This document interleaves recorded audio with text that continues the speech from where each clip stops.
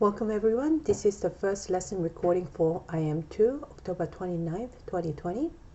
We started off with doing these warm-ups for 5 minutes. So please pause the video and do the following problems. And here are the answers. So please pause the video and check your answers or check your work against my work. And then we went on to discussing some of the test the short answer questions. So one of the questions was explain why SSA doesn't prove triangle congruence. Well, you need to use definition to help explain. So the definition is the measurements are all the same. That means all corresponding sides have the same equal length and all corresponding angles have the equal measures. So, but the third side, so you have two sides given, you have the two sides that are given. The sides are given are equal and are congruent. However, the third side can have two possible lengths. It can be this long or it can be short here. Okay, some of you said it can have two different positions. I didn't quite understand what you mean by positions. Okay, so third side can have two possible lengths as shown in diagram. And the other two angles are not necessarily the same measure. So the angle here, so you're given one angle to be the congruent. The other two angles are not necessarily the same measure as shown on the diagram. So I needed to hit something along this line. The next question was, are isosceles triangles similar always, sometimes, or never? Okay, so and looking at this, the answer is sometimes. And the working definition of similarity is that all corresponding sides have proportional length and all corresponding angles have equal measures. Okay, so in this case, looking at these two triangles, if the angles are the same, if the two base angles are the same, then yes, these two triangles are proportional, are similar. However, in this case, the two base angles are not congruent. Okay, so two base angles are not congruent, so they obviously have very different shape. So it's only similar sometimes. What about equilateral triangles? Are all corresponding sides proportional in length? Okay, so is this proportional to this length? Well, think of it this way. This could have some obscure lengths. Let's say 1.375. Okay, that means this is also 1.375. And this is 1.375 as well, because they are equilateral triangle. This is also another equilateral triangle, and this could have some obscure proportions, side lengths. So let's say 3.1273 or something like that. That means this length is 3.1373, 3.1373. So the ratio between this side length and this line length, that side length, that side length, that side, is always going to be constant. Okay, and they also have corresponding angles that are congruent, because they are always going to be 60, 60, 60, 60, 60, 60 degrees.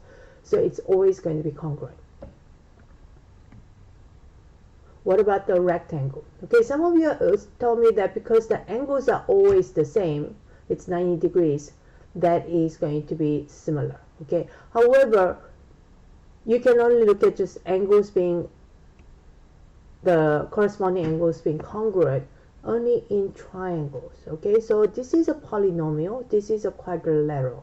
That means those AAA, ASA, those are not sufficient. Okay, those SSA, SSS, AA, those are only similarity triangle theorems that we can use for triangles. This is that not for the polygons. For the polygons, you need to have all sides to be proportional, all angles have to be equal measure. And it does turn out that the angles are equal measure because they are always 90 degrees. But on top of that, whatever the side length is, the ratio is always going to be the same. Just like the equilateral triangle, if this was some obscure number like, I don't know, 3.73 or 5, and then this was some other numbers, 10.395, the ratio is always going to be the same because they're always going to have the same length. So that's why it's always, as opposed to rectangles, yes, the angles are going to be the same. However, the side length are not necessarily going to be proportional in length. So for example, you can really see that this, I mean, if the ratios are the same, it's going to be similar sometimes. But in this case, you can really see that these two are not similar, but they all have 90 degrees. In fact, even one of the sides are equal. Okay, this length and this length are equal. However, this length, the other length is not equal, so the ratio is going to be very different, so they are not similar. Okay, another problem, you had variations of this. Are these two triangles similar? A lot of students told me they are not similar because the angles do not match. Well, you're given two angles. That means you can figure out the third angle. And if you figured out the third angle using the triangle angle sum, so for example, if I subtracted 180 minus 48, you're going to get this angle to be 71 degrees. And if this is 71, then 71 and 61, 71 and 61, they are going to be similar by using the triangle angle sum. And that's what you needed to apply. So what are we doing today? We are going to simplify more square roots. So we're going to explore the two next levels of simplifying radical expressions and properties of right triangles. We're just going to revisit that because I feel like we really rushed through that last lesson. And the similarity of right triangles. Alright, so let's talk about this. How can I simplify this? You need to be really aware of what are the operation are we dealing with. Is this addition, subtraction, or multiplication, division? It's multiplication. You're multiplying two radicals, okay? You use product rule, and you get, which says square root of a times b is same as square root of a times square root of b. So that means I can just multiply square root of, multiply 10 by 2, so this gets me 20, square root of 20, okay? Then I can say, okay, I can break this down into factors that are perfect squared, okay? So that is what? Square root of 4 times 5, okay? Which means this is same as square root of 4 times square root of 5, which means this is same as 2 times square root of 5, which is really same as 2 root 5. Okay? Alright, so I would like you to try to simplify these problems now. And pause the video and do these problems. Okay, so let's, when I do this, 3 times 8 is same as square root of 24. Okay? Now, some of you are still a little confused as far as breaking this. There are many factors of 24. I mean, obviously, for 24, 3 times 8 is 1. Okay, maybe 2 times 12 is 1. And 4 times 6 is 1. Those are 3 different factors of 24. Which one should I use? Well, what we're looking for is one of the factors, 3 or 8, to be perfect squared. Is 3 or 8 perfect squared? No, it's not. What about 2 and 12? Neither of them are perfect squared. What about 4 and 6? Yes, the 4 is a perfect square.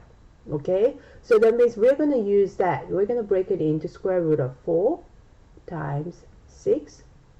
So that is same as square root of 4 times square root of 6, which is square root of 4 we know to be 2 times square root of 6.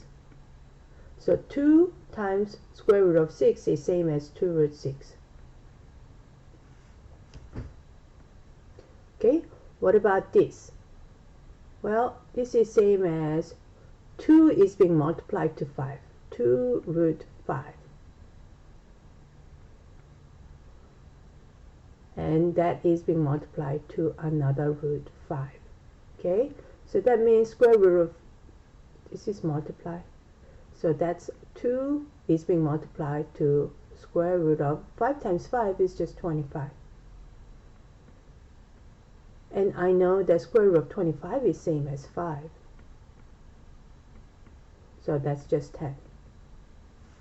Okay, what about this?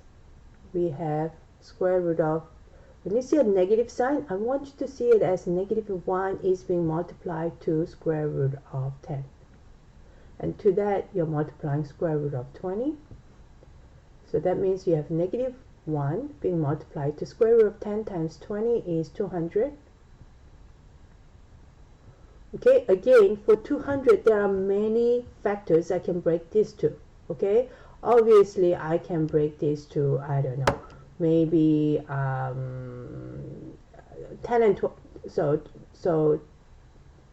10 and 20, but that's already there, and we know that doesn't work. Okay, or I can break this into, let's see, 20 and 10. No, we've already done that. Okay, so I could break it into 5 and 40, but that does not help us because 5 and 40, neither of these are perfect square. I can break it into 4 and 50 because 4 is a perfect square. Or I can break it into 8 times 25 because 25 is a perfect square. Or I can break it into 2 and 100 because 100 is a perfect square. So if you saw all of this, then I would definitely go with the biggest number. However, if you did not see the 25 or 100, yeah, you can still start with 4 and 50, and from there you keep breaking it down, and you will eventually get to this. So let me show you. If I just only saw 4 and 50, then it just becomes negative 1 from the beginning is being multiplied to 200 is going to be same as 4 times 50. But I can see that 50 can be broken down further because 2 times 25 is that. So I can break this into 4 times 2 times 25. Oops. Let me erase that.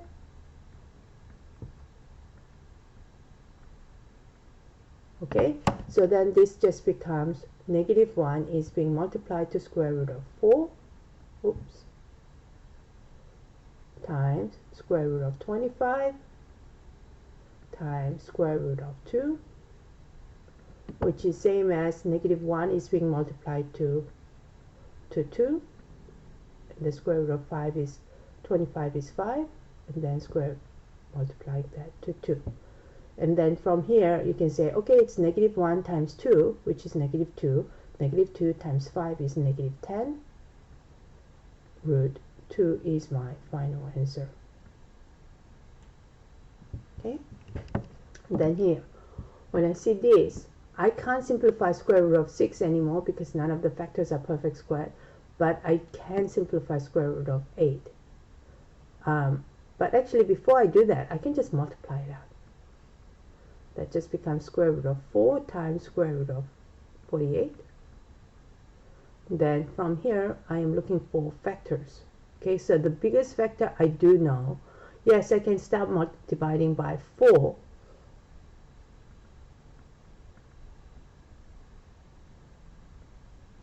Times 12.